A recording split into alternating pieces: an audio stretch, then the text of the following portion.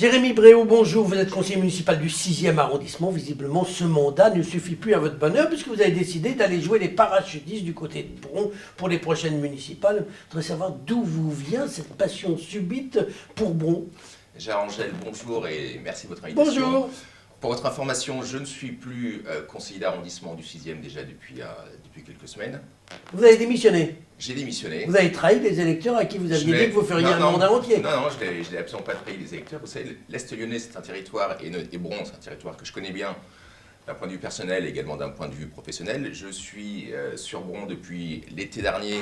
Je me suis rendu dans tous les quartiers. J'ai fait des dizaines et dizaines déjà de réunions d'appartements. J'étais présent aussi sur les manifestations.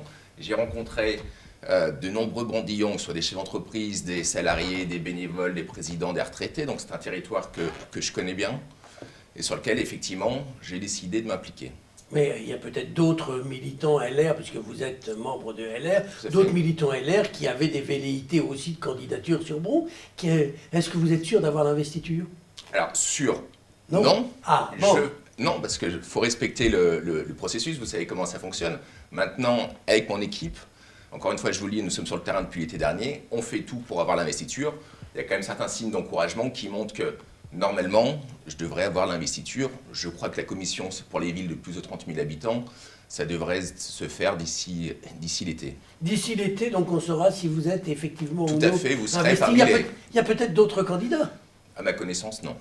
Bon, alors, Jérémy Bréau, quel est votre programme pour Bron? Parce que j'imagine que si vous partez sur Bron, c'est mieux. C'est mieux d'avoir quelques idées. Qu'est-ce que vous voulez faire dans cette ville? Si vous voulez, déjà, moi je fais les choses dans l'ordre. C'est-à-dire que, comme je vous l'ai dit, depuis juillet, nous sommes sur le terrain, on rencontre des Brondillons, des réunions d'appartements, j'en fais plusieurs par semaine alors que nous sommes à 1 an du premier tour. Cela me permet, moi, de me nourrir. Ça peut vous permettre déjà de vous faire connaître parce que personne ne vous connaît. Ah mais j'ai l'humilité de reconnaître qu'effectivement j'ai un déficit de notoriété, c'est normal, je ne suis pas là-bas depuis 20 ans, donc c'est normal que les gens ne me connaissent pas encore. Lors de ces visites d'appartements, cela permet de nourrir la réflexion, il y a essentiellement 3 grands axes qui ressortent. Bron ne protège plus contre l'insécurité, les incivilités, et même pire que ça, c'est le sentiment d'impunité qui pourrit le quotidien, et ça ressort systématiquement. Deuxième point, majoritairement, les Brondillons reconnaissent qu'au niveau du commerce de proximité et du développement économique, ce n'est plus ce que c'était. Puis troisièmement, c'est un point extrêmement important, sont, on va dire, toutes les valeurs de la République qui ne sont pas, on va dire, défendues, enfin, qui ne sont pas respectées partout et par tous. Donc ça, c'est, on va dire, les 3 grands thèmes qui reviennent très souvent, et c'est pour ça que... C'est pas spécifique à Bron, d'ailleurs. Non, mais en tout cas... L'insécurité, malheureusement, on en trouve partout. Mais alors, et les maires n'arrivent pas beaucoup... Alors, je ne suis pas tout à fait d'accord. Dites-nous. Non, je ne suis pas tout à fait d'accord. Après, vous savez, la sécurité, moi, je ne suis pas quelqu'un de dogmatique. Effectivement, je suis droite, vous m'avez présenté brièvement tout à l'heure. Mais la sécurité, ce n'est pas une thématique de gauche ou de droite, c'est juste du bon sens. Et s'il y a des solutions concrètement à apporter, alors ça passe par une augmentation des effectifs de police, mais ça ne veut pas dire forcément plus de répression sur le terrain, plus de policiers, ça veut dire également plus de présence sur le terrain, plus de prévention, ça veut dire aussi peut-être développer le système de vidéoprotection, également pour mettre fin à des mariages qui débordent, signer une charte, il y a également des brigades canines, bref, il existe tout un arsenal de solutions qui se mettent en place dans des villes de gauche comme de droite, parce qu'encore une fois, la sécurité, ce n'est pas une thématique réservée à la droite, et à Bron, on le constate, vous pouvez le constater, que tout cet arsenal n'est pas mis en place. Donc maintenant, on fait quoi? C'est le principal reproche que vous faites à l'équipe en place? Non, alors le principal, essentiellement, oui, parce que le problème, c'est qu'on parle d'insécurité, mais également aussi toutes les incivilités, avec tous les rodéos, vous allez...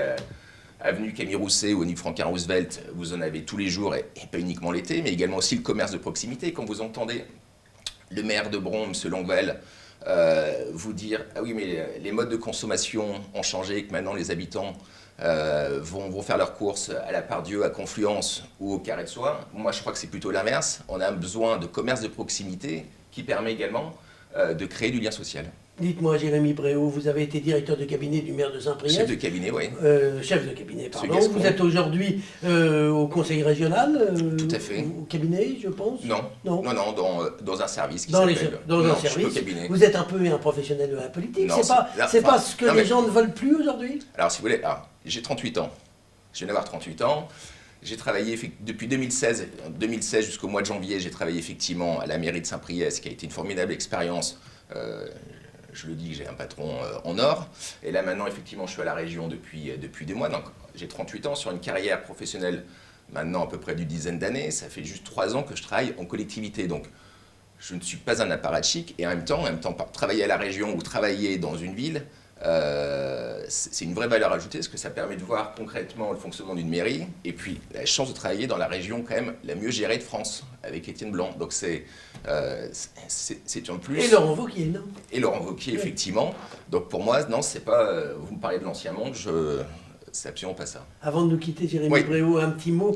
Il va y avoir des élections municipales l'année prochaine. Il y aura aussi des élections métropolitaines. Oui. Et votre famille politique a 2 candidats à la candidature pour être président, Monsieur Vincent Day et Monsieur Buffet. Lequel des deux vous soutenez? Alors, si vous voulez, nous avons la chance d'avoir 2 bons candidats avec des profils différents. Oui, mais à titre personnel. Alexandre Vincent Day et François-Noël Buffet.